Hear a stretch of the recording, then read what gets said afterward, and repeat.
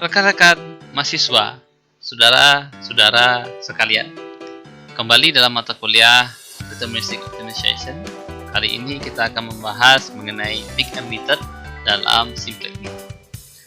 Rekan-rekan mahasiswa sekalian, ketika kita membahas mengenai program linear, seringkali kita menemukan bahwa fungsi kendala atau fungsi batasan tidak hanya dibentuk oleh ketidaksamaan kerjasama, tetapi juga oleh ketidaksamaan bersama dan bersama. Fungsi kendala dengan ketidaksamaan bersama tentunya mempunyai surplus variabel dan tidak ada variabel slack. Surplus variabel tidak bisa menjadi variabel basis awal.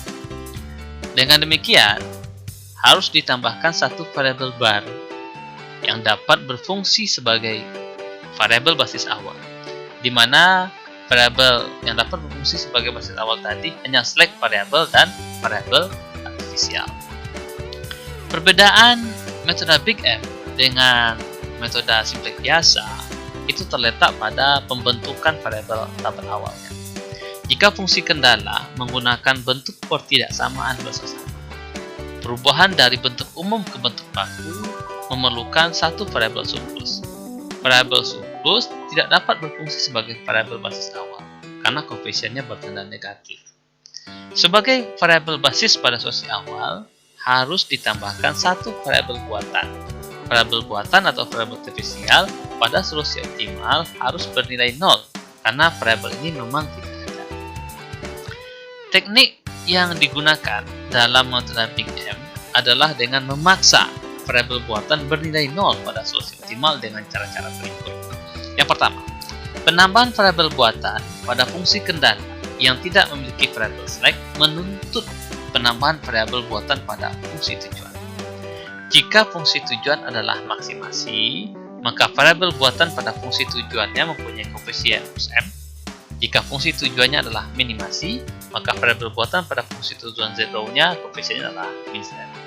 Karena koefisien variabel basis pada variabel simplex harus bernilai 0, maka variabel buatan pada fungsi tujuan harus digantikan dengan nilai dari fungsi kendala yang memuat variabel buatan tersebut.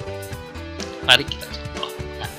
Apabila kita punya formulasi maksimasi 2x1 tambah 5x2 dengan kendala x1 sama dari 4, x1 tambah 4x2 itu sama dengan 32, 3x1 tambah 2x2 sama dengan 24. Ingat bahwa apabila kita mengubah menjadi fungsi primal, maka tanda bersama harus dikurangi dengan variabel slack ditambah dengan variabel artifisial. Apabila kecil sama cukup menambahkan dengan variabel slack, namun apabila pertanda kerjasamanya adalah sama dengan, maka harus ditambahkan dengan variabel artifisial. Oke, kita dapatkan fungsinya kita sudah ubah karena fungsinya adalah minimal maksimasi, maka nantinya pada fungsi tujuannya harus ditambah dengan plus M. Walaupun pada part awal ditambahkan dengan minus M terlebih dahulu, namun pada z-nya tentu akan berubah menjadi plus M. Oke, kita dapatkan pada bagian di sini. Kita ingat bahwa agar nilai z konsisten, di sini adalah R1, R3 merupakan variabel artifisial, maka koefisien z-nya harus menjadi plus M. Ingat, untuk maksimasi harus plus M, kemudian untuk minimasi harus minus M.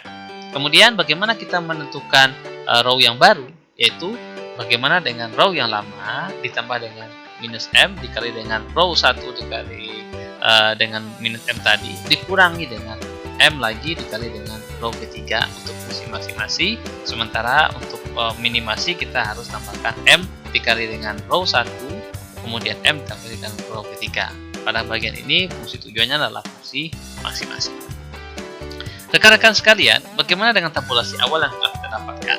Oke, nilainya sudah dapatkan demikian, bahwa kita sudah dapatkan Z row yang baru. Ingat bahwa setelah kita dapatkan ini, kita lakukan iterasi seperti biasa. Rekan-rekan mahasiswa, M itu adalah bilangan yang sangat besar. Oke, jadi ketika kita menentukan entering dan leaving variable, bahwa M tadi adalah bilangan yang super besar, sehingga nilai M tadi itu merujuk pada nilai yang sangat besar tadi. Maka kita harus menentukan entering variable dan leaving variable. Oke, kita lihat pada z-nya mana nilai yang masih negatif, karena kalau untuk fungsi masing-masing pilihlah nilai negatif paling besar. Makanya kita dapatkan bahwa yang menjadi entering variable adalah X1 karena minus 2 dikali 4M. Kemudian, bagaimana dengan living variable? Pada living variable, maka kita harus menentukan rasio perbandingannya tadi seperti metode simplex biasa. Di sini rasio yang paling kecil adalah nilai 4, sehingga X1 akan menggantikan R1. Oke, kemudian dilakukan iterasi simplex seperti biasa, didapatkanlah hal demikian. Kemudian kita harus menentukan entering variable kembali, di mana karena fungsi tujuannya masih terdapat nilai yang negatif. Di sini kita lihat bahwa ada nilai yang negatif di sini, maka yang paling negatif adalah minus 2 dikali dengan 3M. Kemudian rasio yang paling kecil adalah pada nilai 4, untuk dimana S1 akan menggantikan R3. Oke, kita dapatkan bagian ini. Kemudian kita lakukan iterasi yang kedua, karena masih terdapat nilai yang negatif pada fungsi row, sehingga kita dapatkan tabel simplex di mana X2 akan menggantikan S1. Oke, sehingga didapatkan iterasi yang terakhir di sini. Pada iterasi yang terakhir bahwa Z0 semuanya sudah positif, sehingga fungsinya sudah optimal, di mana Z adalah 38, di mana X1 nilainya adalah 4 dan X2 nilainya adalah 6, sehingga kita dapatkan kesimpulan sampai dengan iterasi ke 0, 1, 2, dan ketiga, di mana X1 sama dengan 4, X2 sama dengan 6, dan nilainya sudah layak dan optimal. Demikian saudara penjelasan mengenai big and meter. Semoga dapat dipahami.